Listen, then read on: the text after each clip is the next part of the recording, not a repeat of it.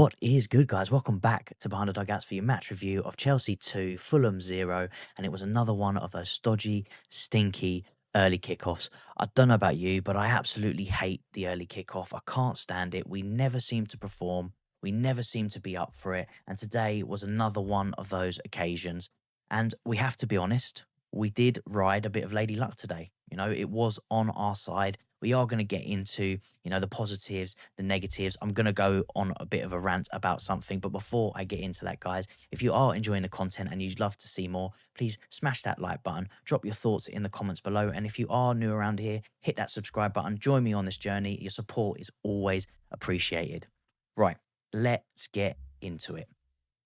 The game itself, yeah, it was, as I said, stodgy, it was stinky. We just never really settled, never really got into it. Of course, main positive is we have come away with those points. The first half was a bit of a stink fest. Now, before I get into, the finer details of the game, give you my thoughts on it, I've got to talk about one thing in particular. VA flipping R. Now, today, of course, you're probably sitting there going, why are you talking about it? Those decisions went in our favour today. We got, their goal disallowed. We got the penalty shout because of the handball. So technically, I should be buzzing. I should be happy, which, of course, I am. We've got the 3 points. We've got the 2 goals. So I'm happy these decisions have gone for us. But I'm thinking about football in general and football overall. VAR was brought in to make things better. And we've had it for what, like 6 years now? It has not made anything better. And if anything, it seems to be getting worse. And I bring up the one decision. For me, the handball was spot on. I think it was right. Of course, you can argue what's he supposed to do with his hand, but he is trying to make his body bigger. His arm is in the way. The ball does clip him, in by the elbow. It is a handball. The decision to disallow their goal, and this is where I have to be fair, there was nothing wrong in that. It wasn't a foul. I mean, the referee, I think his name was Rob something, I don't know. He's come on and said that it was a reckless challenge from the striker. I think it was Muniz who got the foul against him. All he's done is received the ball and turned and planted his foot down, obviously because his foot was in the air, to then break away. And obviously, as he was planting his foot down, Chalobah's foot came underneath and he stood on it. Now, there was no foul in that. He was turning on the ball and he had to plant his foot somewhere. He couldn't leave it in the air. So he's put his foot down. It was just the timing that Chalobah's foot went underneath him. I think it's a bit harsh. I have to be honest. I don't see how that was a foul. I think it should have played on. I think the goal probably should have stood. But it's these sort of decisions that if I think in the future, today they've gone for us. Great. In future games, next game or games down the line, these decisions might go against us. And we'll be sitting on the other side going, how have you given that as a foul? It's not a foul. And it's these type of decisions that the VAR has been brought in to prevent and, rectify. But in this case, the game's played on. The referee initially didn't call any foul. It was only after we scored the VAR check it and then it's been overturned. And I do think this is a massive problem in football. And I don't see much of an improvement in the VAR at the moment. If anything, it seems to be getting worse. And Fulham have themselves been subject to a few dodgy decisions from VAR since the start of the season, even in their game against Man United. I think it was last week. So it's something that we do, I think, collectively as a football community need to talk about. And it's something that needs to improve drastically because we don't want to be on the other side of this because it will come. It will. We're not going to go through a whole season where we're not going to get this type of decision go against us. So there needs to be a massive improvement on VAR. It's not good enough. The refereeing is not good enough. And like I said, I'm just taking myself out of, Chelsea, we've got these decisions. We've got the 3 points because of these decisions. Amazing. I love that. But I'm taking my head and going, if this was the other way around, we would be fuming if that decision went against us.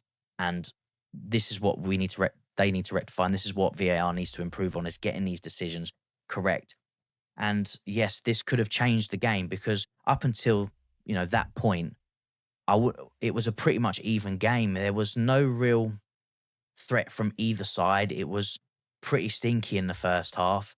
And that controversial decision that got turned over basically changed the game after that. And then we started to, put our foot on the gas, getting that goal, Joao Pedro, another corner. And we have to talk about the set piece guy. He come in a few years back and we never really saw any improvement. We were going like, what's he in for? We're now starting to see some improvement in our corners, especially this season alone. I mean, I think we scored three against West Ham, another one today. Enzo's delivery was spot on. He put in quite a few corner crosses. His overall performance today was a bit on the negative side. Enzo, his passing was completely off in a lot of occasions, but his dead ball deliveries, his set piece crosses were spot on. And obviously, Joao Pedro again maintaining his scoring record, scoring in another game. He looks unreal. Now, firstly, let's take a look at the lineup for today's game. So the lineup, it was Sanchez in goal, Gusto at right back, which I thought was quite surprising. A lot of us expected Reece James to come in. He didn't play in the last game. He seems fit. There's been no sort of indication of an injury or maybe a lapse in fitness. So we all expected Reece James to play on the right back. He didn't today, so it was Gusto alongside Tosin and Chalobah with Cucurella at left back. Again, two pivot players in midfield of Enzo and Caicedo. And Caicedo was an interesting one because Maresca, in his press conference, did say that Caicedo hadn't trained up until Friday. So a lot of us, even myself, were thinking, well, if he hasn't trained at all, then how is he going to be ready for the game on Saturday? But they felt he was, and I'm glad he did play because he was instrumental in breaking down their counterattacks, like for the whole game.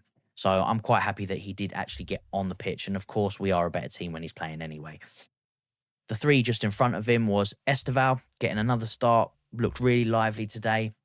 Joao Pedro in the 10, Pedro Neto on the left with Liam Delap in the striking position up front. And that's where I'm going to start with. What are the chances the day that we agree the loan to Jackson to go to Bayern Munich, Liam Delap pulls a hamstring for what looks like to be a hamstring. The extent of the injury, unknown. How long? It's lucky that we've got the international break now for 2 weeks. So there's not going to be 2 weeks of football. He can rest and recover. And hopefully by that time, if it's not serious, he might be back and ready to go. But yeah, what are the chances, man? Similar to what happened in January, where we were contemplating buying a striker, and then we decided, no, we're going to stick with Nkunku and Jackson. And then straight after, Jackson got injured. And then we were down to one. And it's the same situation. We've loaned out Jackson, and now Liam Delap's injured. So now we're down to one striker and Joao Pedro. So if he's to get injured, we've got no one. And that's where we brought on. He has played it in the youth system, in the under 18s. So he can do it. But when he come on, is expected. He's not a striker. He's a left winger. And to be fair, the defenders gave him a tough time today. Anderson at the back was proper on him. Every single challenge was getting stuck touch tight to him and was giving him a real tough time. He did come off again towards the latter end of the game, but he played a good chunk of the game, so he got good minutes. It is likely that Tyreek George is going to be on the way out the door, so I'm not going to sort of criticise his performance too much, especially the fact that he was playing out of position. So he'd done what he needed to do, just felt that he didn't really affect the game that much. We did see the likes of Andre Santos come on, Jamie Gittins, Reece James come on, and they all put in a shift. The football today it wasn't the best to watch, but the main thing is we did go out and we did get the job done. A little help from VAR along the way, and we win 2-0. I think midfield wise, Caicedo had a superb game. He was breaking up all their counterattacks. Enzo, a little bit off it in terms of his passing, his sort of distribution in and around trying to make the game tick. He couldn't really affect it as much as he usually does, but corner wise was putting in some great balls. Obviously got the goal from it. Joao Pedro, he looks unreal. We spoke about him. And as long as he can maintain and keep scoring, his confidence is going to go through and through and through. There was that one chance where he broke in behind and I thought he was going to dink the keeper, but he tried to go round him and didn't quite come off in the end. But he just exudes confidence at the moment and he looks like the real deal, which is great to see. Esteval, another good showing from him. He's confident, man. The kid is confident at 18 years old. He, at one point, had Bassi on a toast. He was literally skinning him for pace, skills, getting in behind, getting the crosses. It was just his final delivery today, a little bit off it. But again, that was across the board from the whole team. The back line was a little bit of worry, especially in the first half. There were some strange decisions. They were coming out really high, and hence how Trevor got caught for their disallowed goal as he pushed so high up on that striker. And again, I think this is more down to what Maresca's asked him to do to press up on that striker, and he got caught out in that instance. We got a bit of luck, and the goal didn't count, but there was a bit of a shakiness in the first half, I'd say, between the two centre backs. But they sort of sorted it out in the second half. Second half, much better, a bit more control, obviously getting another goal. And we just seemed a little bit more settled, trying to string a bit more patterns of playing. There was some good 1-2, some combinations. I thought Gusto played pretty well. Although I would have, liked to have Reece James starting, of course, if he's fit. We want Reece James on the pitch. We faced a lot of criticism last season, even during the Club World Cup. It was only really sort of the latter stages of the Club World Cup did he start to show some signs of form and getting back to what we saw under Pochettino. And he's definitely improving game after game. I thought today he was really good, playing a more conventional right back role, bombing down that right hand side, getting some good deliveries. He was combining really well with Esteval and Joao Pedro, as well as the striker at times. So he's definitely looking better than he did. I also noticed that we do rely heavily on one side. There was pretty much everything going down the right hand side today, and the odd occasion down the left. Even when Pedro Neto was on, it was still not going out to the left hand side as much.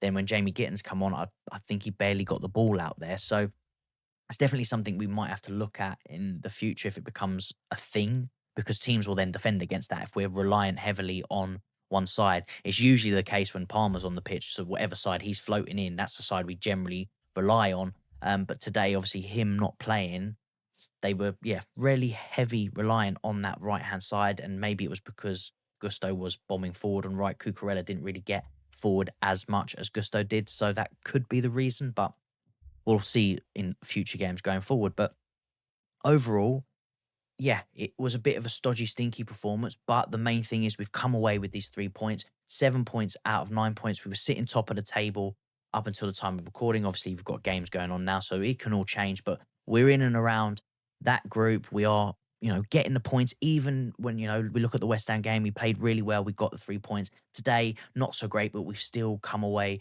with the 3 points. And that is important. Even when you're not playing at your best, if you're still coming away with the points, you're moving in the right direction and you're getting that one step closer. And that's something that we didn't do as much last season. We wouldn't play well and we'd draw or we'd lose. So now, if we're improving on that and we're winning games, even if we're not playing well, we are going to go in the right direction. We should accumulate more points than we did last season. But I'd love to get your thoughts on this. How do you think the game went? Are there any standout performers that you thought did really well in this game? But for now, guys, that is all from me. If you are enjoying the content, please hit that like button, subscribe if you're new. But for now, take care of yourselves, and I will catch you in the next one.